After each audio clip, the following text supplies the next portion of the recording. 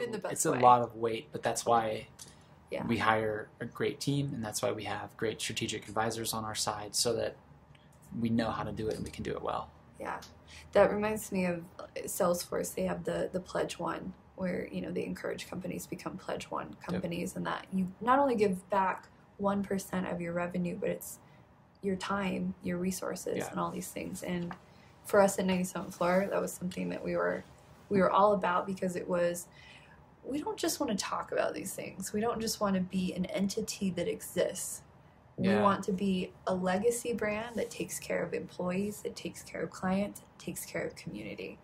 And that is such a pivot in someone's brain. Like, it still has to be business centric, but it's also, you're shifting to people centric. Yeah, I think that it kind of reminds me of, I mean, business culture and family culture is like very, very similar. Yeah. And there's a lot of people that, one of my family friends right now, they never bring their kids on vacation with them. They're young. And it's easy to say like, oh, they won't remember it, or they won't appreciate Iceland or whatever, you know. But the same goes for a company. From struggling startup to like successful business, it can happen like so fast that you don't notice it.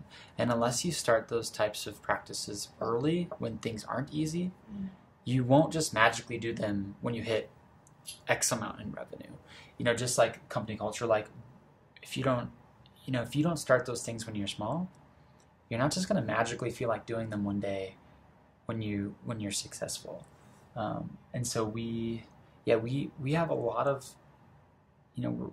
we have a lot of followers on social media, and we don't have any official affiliation with a charity or organization like that, but we do. One thing that we have been really put a lot of effort into is raising mental health awareness on social media, which is super cool. And so even though we're still really small, we do try and pull our weight in giving back and being a force for good, because if we don't do it now, then when we're a bigger business, it's going to be even harder to give up all that money. You know, it's easy to do it now, and we've definitely made it a priority. That is a huge truth bomb, I would say, to think about it early, because I don't think it's any easier to implement those things later. Yeah. It's definitely not as maybe genuine, but yeah, to infuse it into the core of the business so that every person, it's the filter through which you put every person that you hire. Yeah. It's that North Star. We were talking with Rachel from Chatbooks, and she's like, yeah, we have our 5 points of the store.